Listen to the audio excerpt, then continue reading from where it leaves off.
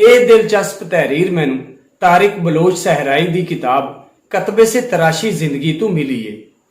ਇਹ ਦਰਦ ਹੀ ਹੈ ਜਿਹੜਾ ਬੰਦੇ ਨੂੰ ਇਨਸਾਨ ਬਣਾਉਂਦਾ ਹੈ ਤੇ ਫਰਿਸ਼ਤਿਆਂ ਤੋਂ ਨੁਮਾਇਆਂ ਕਰਦਾ ਹੈ। ਮੌਸੂਫ ਲਿਖਦੇ ਨੇ ਕਿ ਪਿੰਡ ਵਿੱਚ ਅਸੀਂ ਇੱਕ ਕੱਚੇ ਮਕਾਨ ਵਿੱਚ ਰਹਿੰਦੇ ਸਾਂ ਤੇ ਕੱਚੇ ਮਕਾਨਾਂ ਦੇ ਦੁੱਖ ਵੀ ਕੱਚੇ ਹੁੰਦੇ ਨੇ। ਉਹਨਾਂ ਮਕਾਨਾਂ ਦਾ ਸਭ ਤੋਂ ਵੱਡਾ ਦੁੱਖ ਬਾਰਿਸ਼ ਵਿੱਚ ਛੱਤਾਂ ਦਾ ਟਪਕਣਾ ਹੁੰਦਾ ਹੈ ਤੇ ਘਰ ਦੇ ਪੁਰਾਣੇ ਬਰਤਨ ਉਹਨਾਂ ਦੁੱਖਾਂ ਦਾ ਮਦਾਵਾ ਹੁੰਦੇ ਨੇ। ਕੱਚੇ ਵਿਹੜਿਆਂ ਵਿੱਚ ਘਣੇ ਦਰਖਤਾਂ ਦੇ ਸਾਏ ਹੁੰਦੇ ਸਨ ਜਿਨ੍ਹਾਂ ਤੇ ਮੁਖਤਲਿਫ ਪਰਿੰਦਿਆਂ ਦੇ ਵੱਡੇ ਵੱਡੇ ਆਲਣੇ ਹੁੰਦੇ ਸਨ। ਹਰ ਘਰ ਦੇ ਵਿੱਚ ਚੰਨ ਦੀ ਚਾਨਣੀ ਡਾਇਰੈਕਟ ਉਤਰਦੀ ਸੀ। ਉਸ ਦੌਰ ਵਿੱਚ ਘਰ ਆਹਟਾਂ ਮੁਸਕਰਾਹਟਾਂ ਦੇ ਨਾਲ ਤੇ ਦਰਖਤ ਪਰਿੰਦਿਆਂ ਨਾਲ ਆਬਾਦ ਹੁੰਦੇ ਸਨ। ਅਗਰ ਕੋਈ ਬਿਮਾਰ ਹੋ ਜਾਂਦਾ ਸੀ ਤੇ ਦਵਾਈ ਤੋਂ ਜ਼ਿਆਦਾ ਤੈਮਾਰਦਾਰ ਦੇ ਲਮਸ ਨਾਲ ਹੀ ਠੀਕ ਹੋ ਜਾਂਦਾ ਸੀ। ਉੱਥੇ ਖਾਮੋਸ਼ੀਆਂ ਕਹਾਣੀਆਂ ਸੁਣਾਉਂਦੀਆਂ ਸਨ ਤੇ ਪਿੰਡ ਦੇ ਕੁੱਤੇ ਸਿਰਫ ਚੋਰਾਂ ਨੂੰ ਭੌਂਕਦੇ ਸਨ ਤੇ ਨਾਲੇ ਵੱਡਿਆਂ ਦੀਆਂ ਕੜਵੀਆਂ ਤੇ ਸੁੱਚੀਆਂ ਗੱਲਾਂ ਨੂੰ ਲੋਕ ਪੱਲੇ ਬੰਨ ਲੈਂਦੇ ਸਨ। ਫਿਰ ਇੱਕ ਦਿਨ ਉਹ ਆਇਆ ਕਿ ਮੈਨੂੰ ਦੁਆਵਾਂ ਦੇਵਾਂ ਵਾਲਾ, ਮੇਰੇ ਦੁੱਖ ਨੂੰ ਸੁੱਖ 'ਚ ਬਦਲਣ ਵਾਲਾ ਮੇਰਾ ਸ਼ਫੀਕ ਬਾਪ ਇਸ ਦੁਨੀਆ ਫਾਨੀ ਤੋਂ ਰੁਖਸਤ ਹੋ ਗਿਆ। ਉਸ ਦਿਨ ਮੌਤ ਵੀ ਕਿਤਨਾ ਫੁੱਟ-ਫੁੱਟ ਕੇ ਰੋਈ ਹੋਏਗੀ। ਮੇਰੀ ਮਾਂ ਨੇ ਗਿੱਲੇ ਦੁਪੱਟੇ ਨਾਲ ਮੇਰੇ ਅਥਰੂ ਪੂੰਝਦੇ ਆਇਆਂ ਕਿਹਾ ਕਿ ਪੁੱਤਰ ਸਬਰ ਕਰ, ਇਹ ਦੁਨੀਆ ਫਾਨੀ ਹੈ।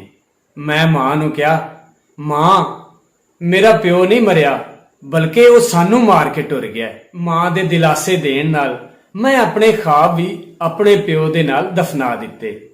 ਕਬਰਿਸਤਾਨ ਤੋਂ ਵਾਪਸੀ ਤੇ ਮੈਂ ਮਾਂ ਵਾਸਤੇ ਖਾਬਾਵਰ ਗੋਲੀਆਂ ਲਿਆਂਦੀਆਂ।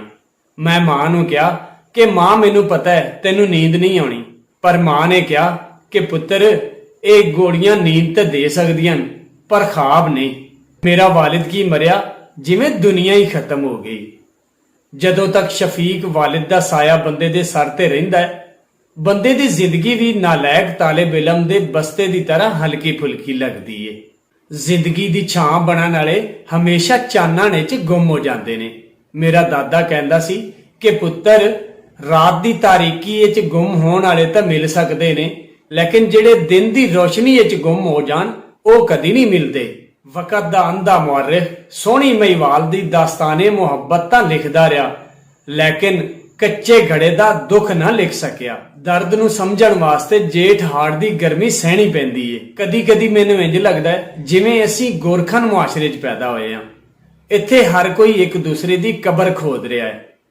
ਮਰਦ ਰਾਹ ਚਲਦੀ ਔਰਤਾਂ ਤੇ ਨੀਮ ਬਰਹਨਾ ਨਜ਼ਰਾਂ ਨਾਲ ਕਬਰਾਂ ਖੋਦ ਰਹੇ ਨੇ ਤੇ ਕੋਈ ਕਿਸੇ ਗਰੀਬ ਔਰ ਯਤੀਮ ਦਾ ਹੱਕ ਖਾ ਕੇ ਕਬਰ ਖੋਦ ਰਿਹਾ ਹੈ। ਗੋਰਖਨ ਸਦੀਆਂ ਵੀ ਗੁਜ਼ਾਰ ਲਵੇ ਤੇ ਫੇਰ ਵੀ ਜ਼ਿੰਦਗੀ ਦਾ ਮਫਹੂਮ ਨਹੀਂ ਸਮਝ ਸਕਦਾ। ਜ਼ਿੰਦਗੀ ਨੂੰ ਸਮਝਣ ਵਾਸਤੇ ਮਸੀਹਾ ਬਣਨਾ ਪੈਂਦਾ ਹੈ। ਮੇਰੀ ਮਾਂ ਕਹਿੰਦੀ ਸੀ, ਤੂੰ ਜ਼ਮਾਨੇ ਵਾਲਿਆਂ ਦਾ ਸ਼ਿਕਵਾ ਨਾ ਕੀਤਾ ਕਰ ਕਿਉਂਕਿ ਸ਼ਿਕਵਾ ਸ਼ਿਕਸਤ ਦੀ ਪਹਿਲੀ ਨਿਸ਼ਾਨੀ ਸਮਝੀ ਜਾਂਦੀ ਏ।